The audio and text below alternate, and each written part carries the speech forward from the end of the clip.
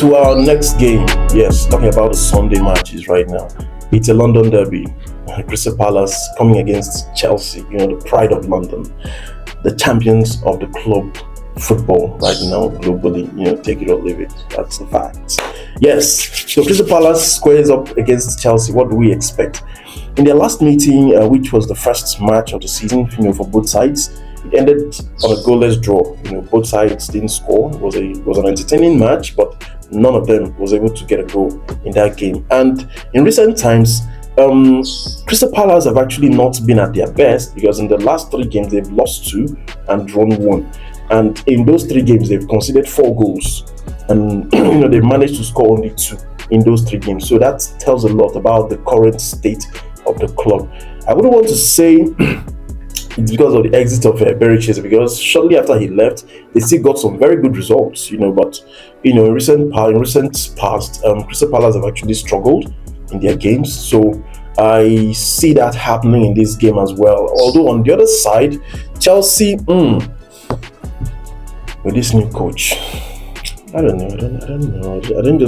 I don't just have confidence in the guy, because they say if you are applying for a position, a role, it's always good to assess you based on what you've done in the past, the achievements you've gotten in the past, and what has this guy actually achieved in the past. So I still wonder who made that appointment. I still wonder who got him into Chelsea, but I want to trust the boys, to go out there and of course make themselves proud. Yes, in the last 3 games they've won 2, lost 1 against Arsenal. That is neither here nor there, because the coach in question, Liam Rosenau, has not actually shown what he's made of in EPL. He has not really shown the new vibe he's bringing into the team. Although in the last 2 games, Chelsea have kept a clean sheet. Chelsea has not conceded in the last 2 games. So let's see what happens in this game, because Crystal Palace, these guys attack you. They attack you, and of course, there are players that went for the African Cup of Nations. They're all back, so it's a complete squad at the moment. So they're going to attack. So let's see how Chelsea performs in this game. Then, to predict this game,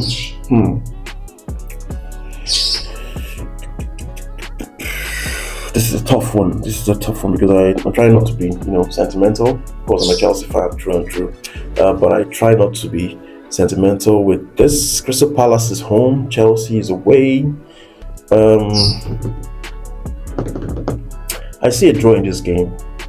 Yeah, I don't know, 2-2 draw keeps coming to mind, but I see a draw in the game. Yeah, both sides are going to score, but at the end of the day, they're going to share the point, 1 point apiece at the end of the day.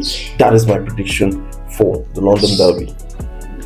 Yeah, to the next game happening on Sunday, Newcastle hosting Aston Villa. We know what we usually get as long as Newcastle is playing at home. We know how excited the fans get. We know how vicious they get, towards the visiting side. So we expect nothing less than that in this game. But Newcastle have actually they've experienced some dip in form, in recent times. In the last 3 games, they've won, drew, and lost, in the last 3 games. And on the other side, Aston Villa have actually picked up pace. Their last 3 games, I've seen them win 2 and lose 1. So currently they are 3rd on the table. So it shows you that these guys are doing something right. Something is happening in that team. So Unai Emery, I don't know what your plans are for this season, but right now I am sure you're way above your KPI for the season, considering where you are on the table, and kudos to the boys. They are putting in the work, they are attacking, they are getting goals, when needed. So I give a lot of kudos to them. So Newcastle, Aston Villa.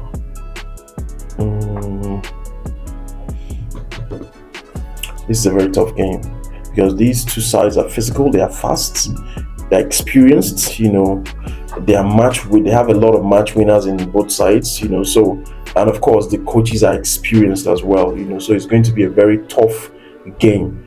But For the fact that Newcastle is home, I tipped them over Aston Villa in this one, just a narrow margin over Aston Villa. Aston Villa will likely get a goal, but maybe a 2-1 win for Newcastle at the end of the day. Yes, I put them ahead of Aston Villa in this game. Are you jotting things down? And to the game of the weekend. Arsenal is hosting Manchester United. The last time they met, of course, Arsenal won them, just by a narrow margin, 1-0 win. And in recent times, Arsenal in their last 3 games, they've won 2, drawn 1. And the draw was actually unexpected, considering the fact that Manchester City, lost the Manchester derby. So we were expecting Arsenal to win and, increase their gap by 9 points. But incidentally, they drew against Nottingham Forest, 0-0. That is EPL for you, anytime, any day. So they are coming against a Manchester United that, for a very long time now, Manchester United, they've been a shadow of themselves. They've been a team that people refer to as relics. The stadium is old, the club is old. So a lot of unpleasant things have been said about Manchester United, and that is coming from the way they've performed. And in their last 3 games, they've won, lost, and drew as well in their last 3 games. So that tells you the kind of performance Manchester United have been churning out. But something happened that I'd like to touch on.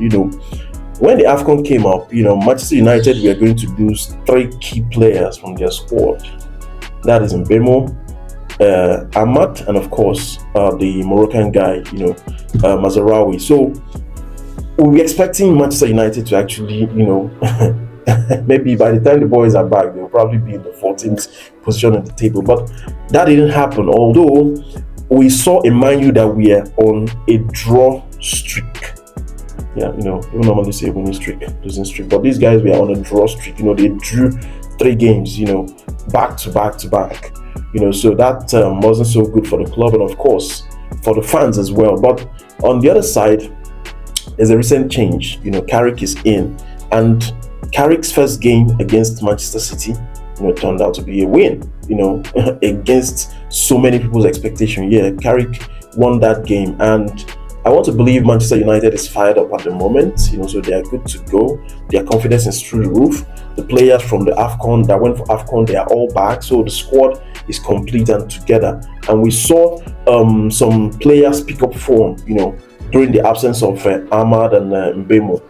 So top on the list is, Doku. Doku has been good. Doku has been good. He has been playing as a box-to-box player that we expected him to be coming into EPL. So right now, Manchester United is fired up. But of course, Arsenal is currently the best team, not just in EPL, but in Europe. Talking about their defense, talking about their midfield, and of course, the attackers. And at the back of that, amongst all the major players that play for Arsenal, I think the only person that is still injured at the moment is Calafiori. So for the first time in a long while, Arsenal has so many players at their disposal. And you saw their result against Inter Milan in the Champions League, the way they dispatched Inter Milan, seamlessly. So it's going to be a very dicey game. Dicey in the sense that a lot is going to rely on the team that makes the first mistake in that game. So it could be from the coach, it could be from the player. Whoever makes the first mistake, that will determine the game. Because if any team concedes early, especially Manchester United, if they concede early in this game, it's not going to be a good Sunday for them. Because Arsenal is going to, shred them as it is. So I expect a very how do I put it? A very strategic game. Everybody is going to toe the line. Try not to take so much risk. Try to play strictly to the coach's instruction. But at the end of the day, a lot comes down to the players that are on the pitch. The boots on the ground. At the end of the day, and from all indications, Arsenal is home. Yeah, they won the first leg, at Old Trafford, but this is a different Manchester United. So I see both teams getting a goal, at least in the game. But at the end of the day, Arsenal is going to win this game. Yep. Arsenal is going to win this game because they are not just the favorites coming into this game. They've shown some level of consistency, coming into this game. And I don't think Manchester United has the grit to stop that team from getting goals. I don't think they have that. So, based on these and other indications, I see Arsenal carrying the day in that match. So that's it for you for this week on EPL. The league we love to watch, the league we love to engage with, the league we love to banter on, the league that has so much support from this part of the world, Nigeria, Africa. So we say kudos to EPL for what they do. We say kudos to the English FA for what they do for the entertainment and all that. So there you have it. Keep supporting Loud Life NG. Keep sharing. Keep liking. Keep commenting. Drop your comments. And of course, keep engaging in the live sessions. So I'll see you on the next bit. Bye for now.